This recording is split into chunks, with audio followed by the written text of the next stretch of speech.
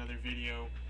Last night, NXT Season 4, the premiere in the States, it's on Tuesday nights, but in Canada, it's on Wednesdays.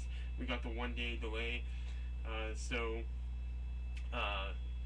my review will be, I guess, a 2 day delay because 1 day for the show and then I do the review the next day. So, a 2 day delay on the review. Unless I can catch it earlier on YouTube. I know people often have it up earlier, so maybe I'll try and catch it. But nevertheless, here's just a quick review on NXT Season 4, the premiere episode. And like the title says, Jacob Novak is my guy to take it. Jacob Novak is the rookie of the Intercontinental Champion, Dolph Ziggler. Just so if you don't know, the pros and rookies are Daniel Bryan, the pro for Derek Bateman, Alberto Del Rio, the pro for Connor O'Brien, R-Truth, the pro for Johnny Curtis. Chris Masters will be the pro for former ECW announcer Byron Saxton, and Ted DiBiase, and it looks like Maurice, will be mentoring Brodus Clay. Brodus Clay, the former bodyguard for Snoop Dogg, and he looks like a suplex machine, and maybe even WWE's version of Samoa Joe in some way. Obviously not that Samoan background, but definitely in the size and the suplex ability. Anyways, the show started with each rookie getting to do a 30-second promo. After they were done their promos, Alberto Del Rio, actually, his rookie, Connor O'Brien, was the last one to go. When he finished, Del Rio told him he's going to have to do better because he was boring. And Daniel Bryan says, don't feel bad, you did well. Alberto Del Rio's just jealous because he's never won a title. And of course, Daniel Bryan, the United States champion right now. And anyways, this sets up Daniel Bryan and Derek Bateman against Alberto Del Rio and Connor O'Brien for the main event. Other than that, we'd have one other match, which would put Jacob Novak against Johnny Curtis. A simple match, nothing complicated, nothing crazy. You have to think they were pretty nervous, their first time on WWE TV. So it was a simple match. Nothing. It wasn't bad. It was decent. It was simple. Johnny Curtis picked up the win with a nice flying leg drop from the top rope. Then there was an immunity challenge. Basically, top of the ramp, there was a yellow line. They had to stand behind the line. When Stryker said go, they ran down the ramp, picked up this ladder that was by the ringside, folded it up, get it into the ring, set it up, climb up, grab a flag, climb down, run out of the ring, up the ramp, and across the finish line. Now, everyone did fairly well. Brodus Clay actually had a pretty fast time.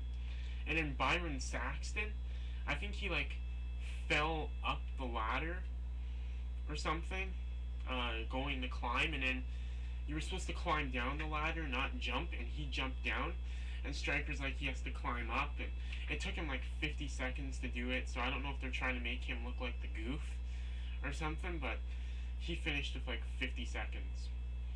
And everyone else was under 35 seconds, pretty much. But the winner, Jacob Novak, had 26.9 seconds, and he won. He won the immunity challenge with a time of 26.9. But here comes the controversy. Derek Bateman was the last guy to go. Daniel Bryan's rookie, Derek Bateman, was the last guy to go, and he finished with a score of 27.3. But he actually should have won. After Derek Bateman passed the line, the clock ticked up a few more seconds to 27.3. If you watch on YouTube here, you pause it, If you pause as soon as Derek Bateman passes that line, you will see the clock says 26.6, and Derek Bateman's feet are clearly past the line. So obviously Jacob Novak was intended to win, and I think these immunity challenges, they should be a shoot. Like, just let them actually do it. Because I mean, honestly, at the end of the day, the people they want to keep, they're gonna keep. You know, like look at NXT season 2. Caval won the show. Yet, Michael McGillicuddy, Husky Harris, and Alex Riley have probably seen more camera time separately and combined than he has. I think he's had a couple matches on SmackDown, and because they had nothing else, they had him get an Intercontinental title shot against Dolph Ziggler, which was not intended for a push. It was because they wanted to fill a spot at the pay-per-view. And I forget what pay-per-view that was at, but he had an Intercontinental title shot against Dolph Ziggler, because for winning NXT Season 2, you get a pay-per-view title shot whenever you want for any title. And he chose the Intercontinental title, and he chose the pay-per-view, and he, like, said he was going to do this the Friday, the SmackDown before the pay-per-view. So it was not intended for a push. It was intended for a spot on the pay-per-view to fill up a slot. So, I mean, of course, Husky Harris and Michael McGillicuddy are hanging around because Michael McGillicuddy, of course, the son of Mr. Perfect, Husky Harris, the son of IRS, Mike Rotunda. I have some wrestling figures in here, so I thought I had a Mike Rotunda, but I don't. Or am I? No. Okay, no, I don't. But I do have a Mr. Perfect. Yeah, I don't know if you can see it that well. It's part of the classic series, and my camera is really bad, as somebody pointed out in like a video ago. I have a really bad camera right now. I'm using like a webcam that's really old, but anyways, yeah.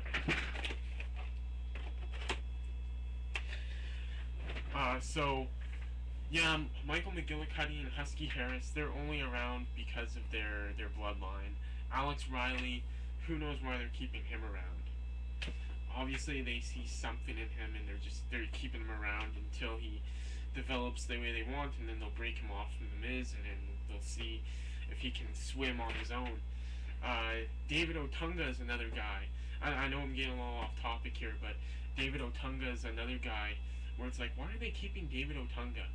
I know Wade Barrett said in interviews that he can see Heath Slater and Justin Gabriel being faces, so I guess Wade Barrett sees some potential in those two guys, and maybe Vince does, WWE does, the writers do, and so maybe they're being kept around for their talent. But David Otunga is not really anything that's special, and a lot of people are saying because he's married to Jennifer Hudson, but I mean, Jennifer Hudson has no ties to WWE, unless she like sang the national anthem at WrestleMania or something one year, which she might have, I can't remember, but she has no real ties to WWE, so maybe they do see something in Otunga, or who knows. But anyways, back on topic. The immunity challenges should be like a shoot. They should actually let them do these challenges, because at the end of the day, who Vince wants is who's going to stay. And I mean, they say we can vote for our favorite rookie, but I don't see the point of voting. You know, although the argument could be that if Vince sees everybody's voting for this guy, and Vince doesn't, like, let's say Vince doesn't like Brodus Clay. Vince is not a big Brodus Clay fan, but 50 million people are voting for Brodus Clay. Well, Vince is not going to be stupid. He knows that he can now make money off Brodus Clay because all these people care enough to vote for him. So maybe in a way voting does work, but at the end of the day, I think they're going to keep who they want to keep, you know, push who they want to push, and so it's however way you want to cut the pie, so to speak. And anyways, moving to our main event, it would be Derek Bateman, Dan Daniel Bryan against uh, Alberto Del Rio and Connor O'Brien. I keep wanting to say Conan O'Brien, but of course it's Connor O'Brien. And it was actually a decent tag team match. I think it went at least a good 10 minutes. It was a decent tag team match, which I've already said. Alberto Del Rio would pick up the win for him and Connor O'Brien. The way it would be is that Derek Bateman would go for a splash off the top rope. Del Rio would move out of the way. Bateman would hit the splash, hold his arm. Of course, that would lead to basically what happened. Derek Bateman would do a splash. He would hit the mat. He'd come up like this, holding his arm. And then, of course, that led to the cross arm breaker and a tap out and a win for Del Rio and Connor O'Brien. So that was the first episode of NXT Season 4. This is the first time I plan on actually following NXT. I didn't follow Season 1 or 2. Not many people watched Season 3. It went to WWE.com midway through Season 3 in the States. It stayed on TV here in Canada, but yeah, so, and Tough Enough's coming back soon, so that should be interesting, seeing Tough Enough again, and it won't be an in-character thing like NXT. NXT is in-character, just basically exposing these guys to the TV, getting them out there and people seeing them every week, where NXT will actually see them getting trained, where it'll be out of character, where it'll be actual, like they're not playing their roles, they're not playing their characters, they're actually teaching these guys how to wrestle and the tools they need to make it in the WWE. So I think Tough Enough will be more interesting once they get that going than NXT, but still a lot of interesting new stars on NXT Season 4. It should be one of the better seasons. And yep, that's all for now. And there'll be a review for SmackDown sometime Friday. Yeah. So yeah, there should be a review sometime Friday for SmackDown. And yeah, that's all for now, and we'll talk to you later.